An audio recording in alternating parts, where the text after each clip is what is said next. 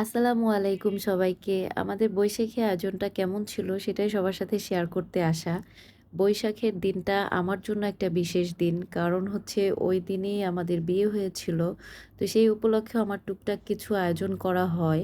তো এর মধ্যে আমরা পাটশাক দিয়ে ডাল রান্না করেছিলাম। পাটশাক দিয়ে ডাল আসলে খেতে অসম্ভব মজার হয় যদি তার মধ্যে একটু কালো জিরা আর হচ্ছে আস্ত জিরা দিয়ে ফোড়ন দেয়া যায় তাহলে খেতে ভীষণ মজার হয়। ডাল এভাবে রান্না করে খেয়ে দেখবেন। আর আমরা ইলিশ মাছ ভুনা করেছিলাম। এটা ছিল লাল শাক ভাজি। আমার হাসব্যান্ডের খুব পছন্দ। আর এটা হচ্ছে পালং শাক ভাজি। আমরা পালং শাক সবসময় আলু চিংড়ি দিয়ে রান্না করে খাই। এই ফার্স্ট টাইম আমি ভাজি করেছিলাম। আরও ছিল ভেন্ডি ভাজি, তারপরে করলা ভাজি। এগুলো আসলে গরমের দিনে খেতে ভীষণ মজা। আর ভর্তার মধ্যে ছিল আলু ভর্তা আর বেগুন ভর্তা ছিল। আর ছিল থানকুনি পাতা ভর্তা।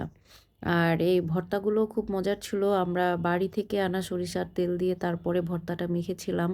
খুবই সুন্দর ঘ্রাণ বের হচ্ছিল যখন এই ভর্তাটা বানানো হচ্ছিল। আর মরিচগুলো খুব ঝাল ছিল বিধায় আমাদের মরিচের পরিমাণটা একটু কম দেয়া। আর একটু বেশি করে সরিষার তেল নিলে আসলে ভর্তা খেতে ভালো লাগে। যেকোনো ভর্তাই একটু তেলটা বেশি হলে খেতে ভালো লাগে। তো আমরা আলু ভর্তা আর বেগুন ভর্তা করে নিয়েছিলাম। আর থানকুনি পাতাটা পাটায় বেটে নিয়েছিলাম। আর বানাচ্ছিলাম আরেকদিকে মুসুর ডাল দিয়ে বড়া বানাচ্ছিলাম। পান্তা ভাতের সাথে আসলে বড়াটা খেতে ভীষণ ভালো লাগে।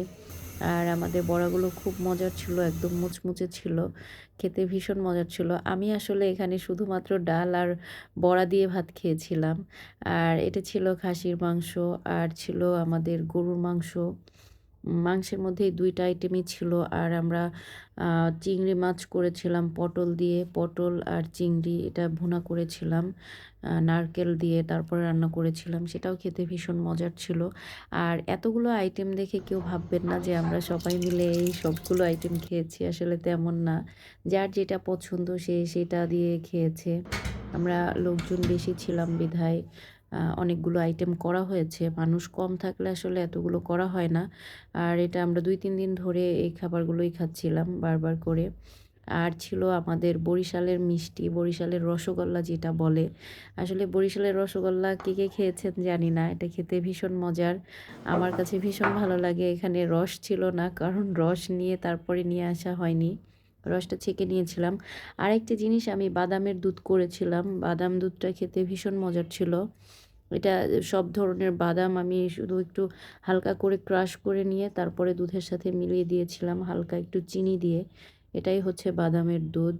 খেতে ভীষণ মজার। বাসায় ট্রাই করে দেখতে পারেন। আর এই ছিল আমাদের আয়োজন। এতক্ষণ আমার ভিডিও দেখার জন্য সবাইকে অসংখ্য ধন্যবাদ।